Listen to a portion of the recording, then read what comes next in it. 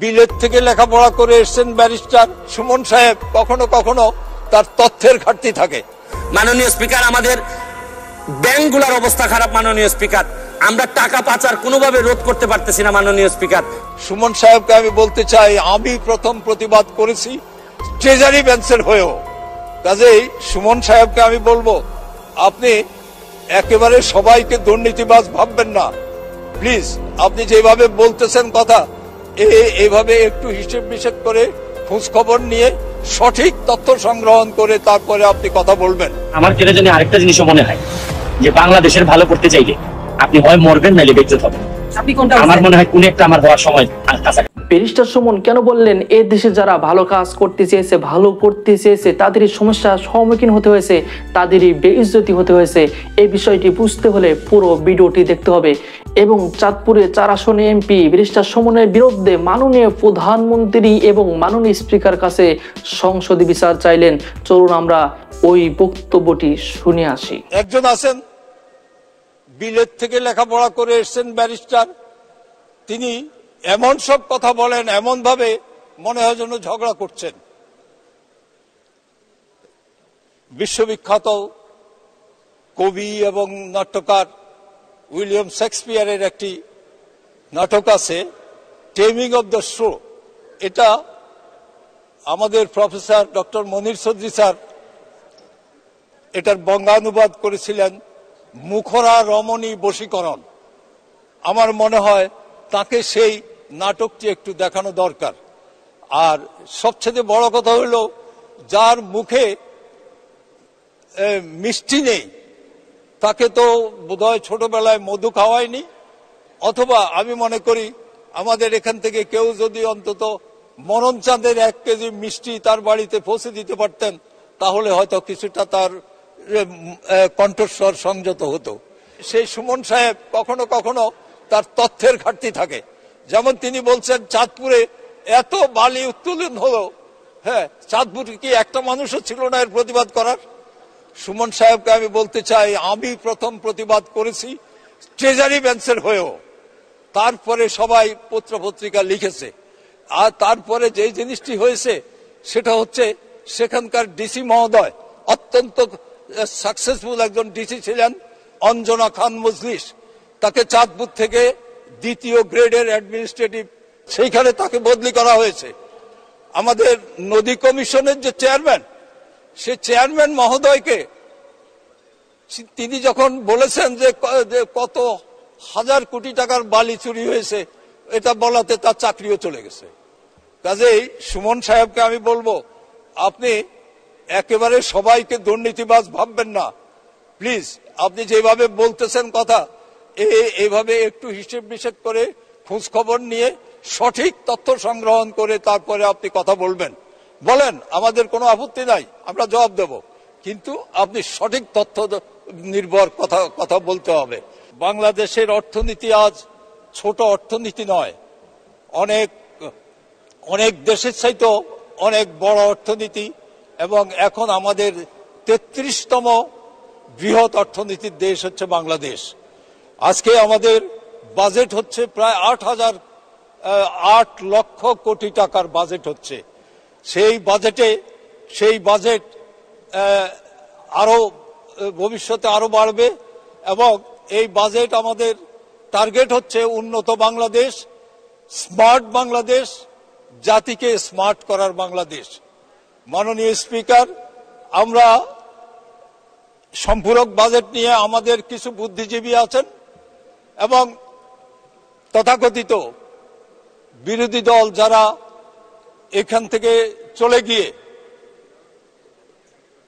তারা টক শোতে বসে যা খুশি তাই বলেন। আমরা যেই সম্পূরক বাজেট নিয়েও আমাদের বুদ্ধিজীবীরা অনেক কথা বলেন। আমি বলি, আমরা যারা অর্থনীতির ছাত্র নই কিন্তু আমরা বাজারে যাই, আমরা বাজার করতে হয় আমাদেরকে। আমরা বাজারে যখন যাই 2000 টাকা নিয়ে, হয়তো দেখা গেল আমি মাছ কিনতে বা অন্যান্য জিনিস কিনতে গিয়ে শেষ হয়ে গেছে, আমার হাতে আর কোনো টাকা নেই। এখন আমি সবজি কিনতে পারছি না বা অন্য সামগ্রী কিনতে পারছি না। এই যে আমার এখানে ঘাটতিটা হলো, এই ঘাটতিটা পূরণটাই হচ্ছে সম্পূরক বাজেট। এবং আমি এটাকে সম্পূরক বলবো না, আমি সমন্বয়ক বাজেট বলবো। তার কারণটি হচ্ছে সে বাজারের অর্থ, বাকি অর্থ আমি হয়তো বাড়ির থেকে নিচ্ছি অথবা ধার করছি, করে আমি সেটা পূরণ করছি। এই সমন্বয়ক বাজেট আজকে আমাদের এখানে করতে হয়েছে। মাননীয় স্পিকার, বাংলাদেশে একটা জিনিস আজকে প্রমাণিত হয়ে গেছে, শেখ হাসিনা যখন ক্ষমতায় আসেন, শেখ হাসিনার নেতৃত্বে আওয়ামী লীগ যখন রাষ্ট্র পরিচালনা করেন, তখন কিন্তু বঙ্গবন্ধু সেতু হয়, পদ্মা সেতু হয়, তখন মেট্রো রেল হয়, তখন কর্ণফুলী টানেল হয়, তারপরে যেই বরিশালে নদ নদীর দেশ ছিল সেখানে এখন প্রতিটি নদীর উপরে ব্রিজ তৈরি হয়। এমনি ভাবে মেট্রো রেল, তারপরে এলিভেটেড এক্সপ্রেসওয়ে হয়, তারপরে ওই গভীর সমুদ্র বন্দর হয়, ইত্যাদি হয়। আর বিএনপি যখন ক্ষমতায় আসে তখন হাওয়া ভবন হয়, সরকারের সম্পদ, জনগণের সম্পদ লুট করার জন্য। আরেকটা জিনিস হয়, সেটি এখানে উল্লেখ করতে চাই আমি অন্যভাবে, তার নাম হচ্ছে খোয়াব ভবন।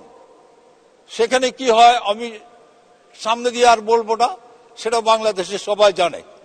এটি হচ্ছে বিএনপির দেশ। সেই বিএনপি গত এই যে এত দূর এগিয়েছে বাংলাদেশ, আজকে উন্নয়নশীল দেশ পার হয়ে আমরা উন্নত দেশের দিকে যাচ্ছি। আমরা যে এতগুলো প্রজেক্ট, মেগা প্রজেক্ট আমরা করছি রূপপুর সহ, এই প্রজেক্টগুলোর জন্য আমাদের যে টাকা খরচ হচ্ছে সেটা দ্রব্যমূল্যের কারণে হয়তো কিছুটা সমন্বয় করতে হয়েছে, তারও পিছনে অনেক কারণ আছে।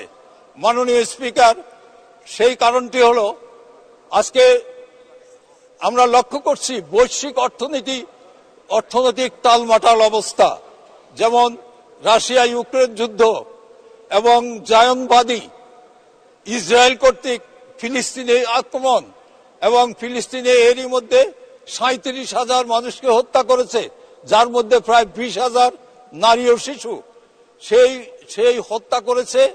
এবং এইভাবে সমস্ত পৃথিবীতে একটি টালমাটাল অবস্থা। তারপরে জলবায়ু পরিবর্তন, এবং কিছুদিন আগে, কয়েক বছর আগে এই যে কোভিড-19, এখনো দুই একটা শোনা যায়। এই যে অবস্থা, এই অবস্থায় দ্রব্যমূল্য বিদেশে যেমন বেড়েছে, আমাদের এখানেও তেমনি বেড়েছে। এই বাড়ার কারণেই কিন্তু আমাদেরকে কখনো কখনো এই সম্পূরক বাজেট বা সমন্বয় করতে হচ্ছে বাজেটের। মাননীয় স্পিকার, যারা এইসব কথা বলেন তারা মনে হয় যেন এইসব বুদ্ধিজীবীরা আমাদের ওবায়দুল কাদেরের ভাষায়, এরা বোধহয় বিএনপির ভাষায় কথা বলতেছে। আমরা দেখলাম কালকে সিরাজুল আলম খান, আমাদের শ্রদ্ধেয় নেতা, ছাত্রলীগের শীর্ষ 4 নেতা বা বিএলএফ এর শীর্ষ 4 নেতার অন্যতম, আমাদের শ্রদ্ধেয় নেতার স্মরণ সভায় বক্তৃতা দিচ্ছেন কে? রাজাকার নন্দন মির্জা ফখরুল ইসলাম আলমগীর, রাজাকার সোখা মেয়ার ছেলে মির্জা ফজলুল ইসলাম আলমগীর। তো এগুলি শুনে আমাদের কখনো কখনো খুব কষ্ট হয়, কিন্তু এটা বাস্তবতা মেনে নিয়েই আমরা এগিয়ে যাচ্ছি। মাননীয় স্পিকার, এইসব কারণে বিএনপি আজ ইতিহাস থেকে নিচ্ছিন্ন হয়ে যাওয়ার পথে দাঁড়িয়েছে। তারা যেমন রাজাকারদের শেল্টার দিয়েছে, আবার একইভাবে নিজেরা কখনো সিদ্ধান্ত নিতে পারে না। তাদের সিদ্ধান্ত আসে লন্ডন থেকে, বাইরে থেকে আসে, এবং তাও কি অপরিপক্ক, অশিক্ষিত একজনের কাছ থেকে তাদের সিদ্ধান্ত আসে, যে কারণে তাদের কোনো সিদ্ধান্তই সফল হয় না। না হওয়ার কারণে তারা আজ পাগলের মতো প্রলাপ বকে, যা খুশি তাই কথা বলে। একটা সময় ছিল যখন মানুষ এই বাজেট দিলে বিরোধী দল বলতো কি, মানুষ মারার বাজেট, গরিব মারার বাজেট, এই কথাটি বলা হতো। আজকে আর সেই কথাটি বলার কোনো সুযোগ নেই, কারণ আমাদের মাননীয় প্রধানমন্ত্রীর নেতৃত্বে স্বাধীনতার নেতৃত্ব দানকারী সরকার, আওয়ামী লীগ সরকার গ্রামকে শহরের পর্যায়ে নিয়ে এসেছে। আজকে নেত্রী নিজেই বলেছেন গ্রাম হবে শহর। সেই গ্রামে যে অবকাঠামো উন্নয়ন হয়েছে তার তুলনা আমি বলবো বহু দেশেই নেই তার তুলনা। তবে একটা জিনিস, সেটি হচ্ছে মানুষ আর এখন হাঁটে না, ঘর থেকে বেরিয়ে রিক্সায় উঠে অথবা মোটরসাইকেল নিয়ে বেরোয় অথবা ইজি বাইক বলে একটা যন্ত্র বেরিয়েছে, সেই ইজি বাইকে উঠে চলে, মানুষ চলতেছে। এবং বাংলাদেশের কোনো মানুষ খালি পায়ে হাঁটেন না। এবং বাচ্চাদের স্কুল কলেজে প্রত্যেকটা স্কুলে ইউনিফর্ম আছে এবং জুতা আছে প্রত্যেকের পায়ে, এবং মিড ডে মিলও সেখানে সরবরাহ করা হচ্ছে। শুধু একটা জিনিস যেটি মানে গ্রামে একটুখানি অভাব আছে, সেটি হচ্ছে বিদ্যুৎ। শহরে কিন্তু বিদ্যুতের লোডশেডিং খুব কম হয়। নেত্রী যেটা বলেছেন গ্রাম হবে শহর, সেই শহর হয়ে গেছে শুধু একটা জায়গায়, সেই বিদ্যুতের জায়গাটা একটু বিপদগ্রস্ত। দ্রব্যমূল্যের অবস্থা খুবই খারাপ মাননীয় স্পিকার, আমাদের ব্যাংকগুলোর অবস্থা খারাপ মাননীয় স্পিকার। আমরা টাকা পাচার কোনোভাবে রোধ করতে পারতেছি না মাননীয় স্পিকার। আমি নিজে অল্প অল্প কয়েকটি ব্রিজ নিজের টাকা দিয়ে জননেত্রী শেখ হাসিনা এবং বঙ্গবন্ধুর নামে কয়েকটি ব্রিজ তৈরি করেছি, এবং আমার এলাকার যারা কৃতি সন্তান ছিলেন তাদের নামে ব্রিজ তৈরি করেছি। আমাকে অনেকে বলেছেন যে আপনি টাকা পান কোথায়। একটা জিনিস বিশ্বাস করি, আপনার হৃদয়ে যদি দেশপ্রেম থাকে এবং আপনার রক্তের মধ্যে যদি বাংলাদেশের জন্য কিছু করার ইচ্ছা থাকে, তাহলে টাকা কোনো সমস্যা হয় না মাননীয় স্পিকার। যে চাইলেই এই দেশকে বহুদূর নিয়ে যাওয়া সম্ভব মাননীয় স্পিকার। আপনারা তো এত সময় ধৈর্য ধরে ভিডিওটি দেখলেন। আসলে ব্যারিস্টার সুমন একজন জনপ্রিয় ব্যক্তি এবং একজন ভালোবাসার মানুষ, সবার কাছে একজন ভালোবাসার মানুষ ব্যারিস্টার সুমন ভাই। তিনি সবসময় দুর্নীতির বিরুদ্ধে কথা বলে যাচ্ছে, যারা দুর্নীতিবাদ এমপি মন্ত্রী তাদের বিরুদ্ধে কথা বলে যাচ্ছে। আসলে তাদের গায়ে ওই কথাগুলো লাগে যারা আসলে দুর্নীতি করে, যারা দুর্নীতির মধ্যে লিপ্ত আছে, চুরির মধ্যে লিপ্ত আছে, তাদের গায়ে ওই কথাগুলো লাগে, ব্যারিস্টার সুমনের কথাগুলো লাগে। তারা ব্যারিস্টার সুমনকে যে কোনো সময় কোনো কিছু করতে পারে এই আশঙ্কা করা যায়। সেজন্য মাননীয় প্রধানমন্ত্রী যেন ব্যারিস্টার সুমনকে একটা সেফটি রাখার মতো একটা সিস্টেম তৈরি করেন, এই আশায় আমরা দাবি রাখি। আর আপনারা কি চান ব্যারিস্টার সুমনকে, তাকে যে কোনো একটা সিস্টেমের মাধ্যমে তাকে যেন বিপদের হাত থেকে রক্ষা করতে পারে মাননীয় প্রধানমন্ত্রী যেন এটা ব্যবস্থা করেন। এরকম কে চান আমার সাথে একমত অবশ্যই কমেন্টে জানাবেন। যদি কেউ চুরি করে, যদি চোরের বিরুদ্ধে কেউ কথা বলে, তাহলে যে চোর তার কিন্তু আঘাত লাগবে। যদি কেউ ডাকাতি করে, তার ডাকাতির বিরুদ্ধে যে কথা বলবে তার বিরুদ্ধে কিন্তু তার আঘাত লাগবে, তাকে কিন্তু সে সহ্য করতে পারবে না। ঠিক তেমনি ব্যারিস্টার সুমন দুর্নীতিবাদদের বিরুদ্ধে কথা বলে, সেজন্য যারা দুর্নীতি করে, যারা চুরি করে তাদের বিরুদ্ধে কথা বলে, সেজন্য তাদের গায়ে লাগে যায়, তারা কিন্তু সহ্য করতে পারে না। সেজন্য ব্যারিস্টার সুমনের জন্য সবাই দোয়া করবেন, তিনি যেন সৎ পথে থাকে, আল্লাহ তাআলা যেন তাকে নেক হায়াত ও তয়বা দান করেন, আমিন। আর যাদের ভিডিওটি ভালো লাগে অবশ্যই লাইক, কমেন্ট এবং আমাদের চ্যানেলটি সাবস্ক্রাইব করে আমাদের সাথেই থাকবেন। ধন্যবাদ।